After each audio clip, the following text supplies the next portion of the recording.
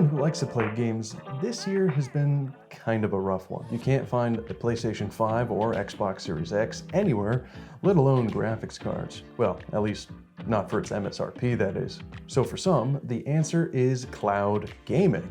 But is it any good, and which service offers the most value? So today we're going to be looking at my top 3 gaming choices when it comes to cloud streaming. And those are Google Stadia, NVIDIA GeForce Now, and Amazon Luna. Now there are a few other options out there, but they're either a little bit too niche, they still rely on your PC hardware, or they're just downright too expensive, let alone bankrupt. And for the options like xCloud and the PlayStation streaming service, well, they're still a little bit more like extensions of your console and aren't really standalone streaming services. So because of that, we're going to be looking just at those 3 services. So let's start things off with Google Stadia. This is possibly the most marketed of the streaming services because Google promised a lot with this system. Though in a lot of ways it fell short, it really did offer a lot in its best case scenarios. Stadia technically comes free with any Google account, and you have the option of upgrading to Stadia Pro account for $9.99 a month, which offers you discounts on games and a selection of included titles that will be unlocked for you to play. The disappointing fact is that they really only add about maybe 3 titles per month, and in most cases it's going to be titles you probably aren't going to get excited about.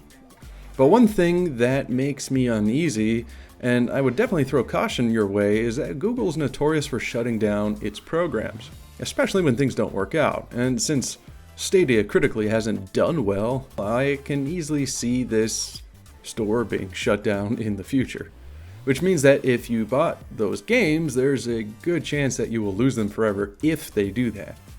Which is really hard to get behind. Though if that doesn't concern you and you're probably going to play through a game, beat it in a few days, and be done with it, maybe that won't bother you. Aside from the shaky ground that Google has with its platform, let's talk about how well it works.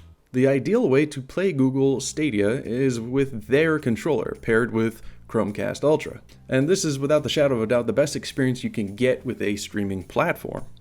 Perhaps not the perfect latency ratio they promise, but it's definitely playable, especially because they don't really have any competitive multiplayer games on Stadia. Graphically, it's on par with a PS4 Pro. Streaming in 4K, the games look fantastic, with no visual degradation in the video.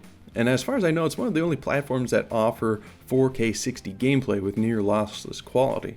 The controller itself, though, isn't cheap. It's one of the best controllers I have ever used as far as comfort and design. Possibly due to its slightly larger scale, people with larger hands will greatly appreciate it. But there is no doubt that this is much better quality than even the standard Xbox One controllers. I have to say, it's my favorite controller. Now, when it comes to playing Stadia in a browser, all that beautiful quality goes away. I'm not exactly sure what happens here, but it has some of the worst streaming quality I've seen for game streaming across the board. And it's a real shame because there's a large majority of people who will use this as their springboard to see whether they want to drop the money on a Chromecast Ultra and controller. And if it's their first impression, it's going to be a bad one. If you want to play on your phone, that quality goes up a bit again when using the Stadia app.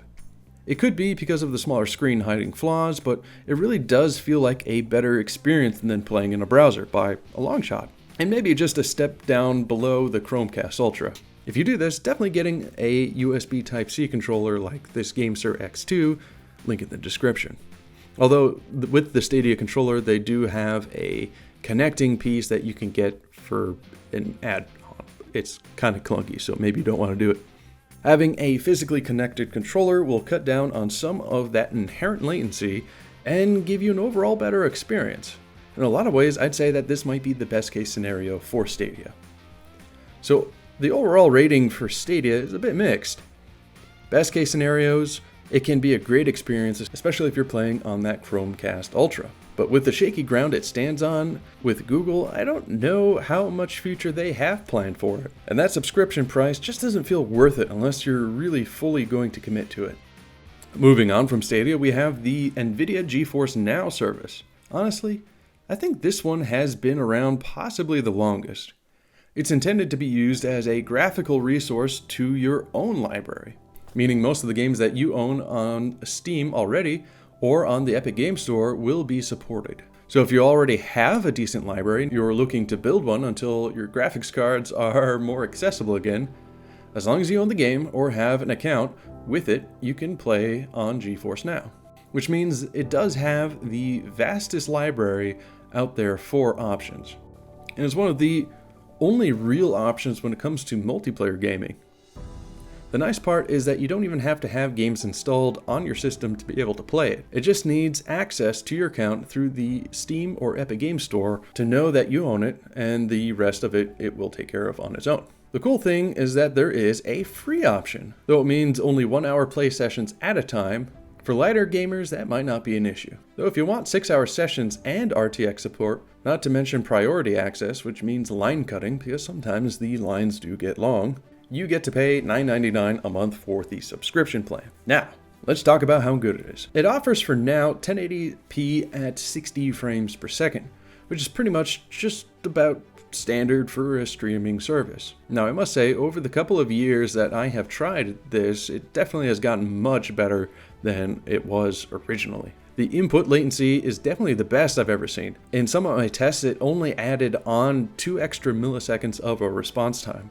And with a good connection, it's just almost unnoticeable for input lag. And the same can go for visual clarity. On a laptop with a 1080p screen, I couldn't really tell the difference between streaming and what could have been desktop performance. It really felt like I was running the game natively. On a phone with the GeForce Now app, with aforementioned controller, GameSir X2, the experience was also pretty awesome. Latency was good, connection was great, and being able to play my desktop games on mobile with great connection was something that I could only dream about before. Granted, of course, this really only applies to games with controller support, but I think that goes without saying. The thing that is really exciting is with 5G support getting better and better, gaming on the go is actually going to be something that's possible, though your latency response time is what the real limiting factor, aka ping, is. In the long run, due to its track record with Nvidia's dedication to gaming, I really see this as being the most reliable and longest supported service for the future, if you're really looking to settle down with one of these services. Now for the lesser known Amazon Luna streaming service. This one was an interesting one, because Amazon didn't really publicize this service too much, because they didn't want to fall under the same pitfall criticism that Stadia had, which is probably smart. It's an invite-only program that, to be fair, is pretty easy to get into if you ask for it. It's an add-on service to Amazon Prime account for $5.99 a month. And this one behaves most like a true Netflix or Amazon Prime video experience. As of now, it only supports 1080p 60, but in the future, that may go up to 4K.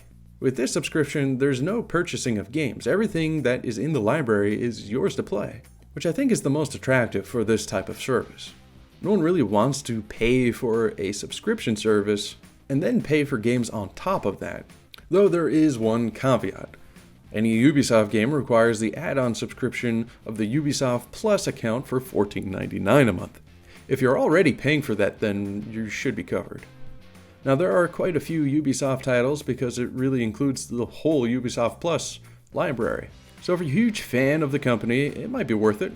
Like Stadia, Luna has its own controller, which I did not get because honestly, it pretty much just looks like a reskinned Xbox One controller, which I might add works pretty perfectly with Luna. So if you already have one, you might not want to bother. Luna works pretty good, in fact, really good, especially when compared to Stadia's browser experience. The latency feels better and mostly unnoticeable for most games. As for visual fidelity, it's much better than Stadia in a Chrome browser, and you can easily forget that you're playing in the browser if you really get wrapped up in a game.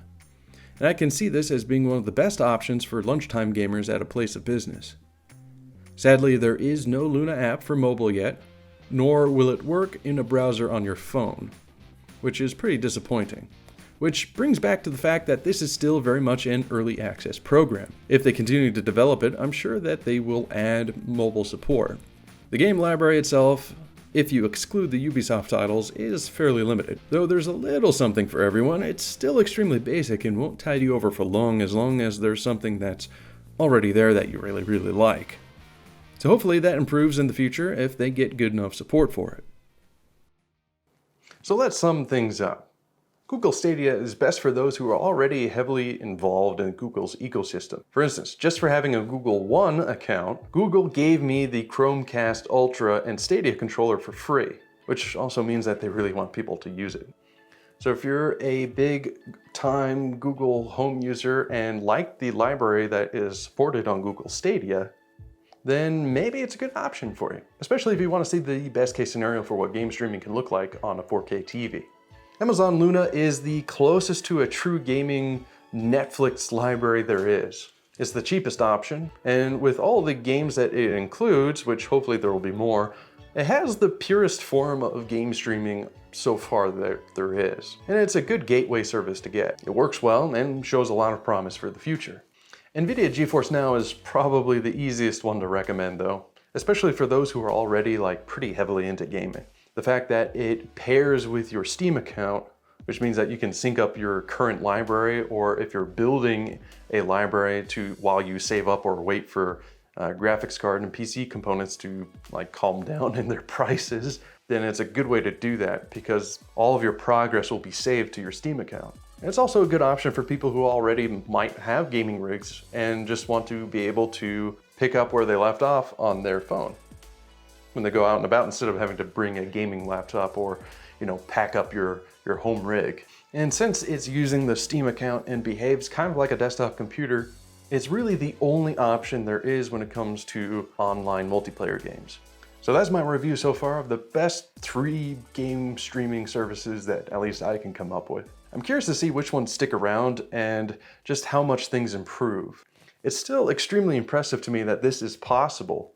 Being able to send your control instructions off to a server where it will graphically process it and return it to your screen, all while still being playable, is just really impressive to me. And that alone is a huge feat and not at all easy to pull off. So props to the guys who are making it possible.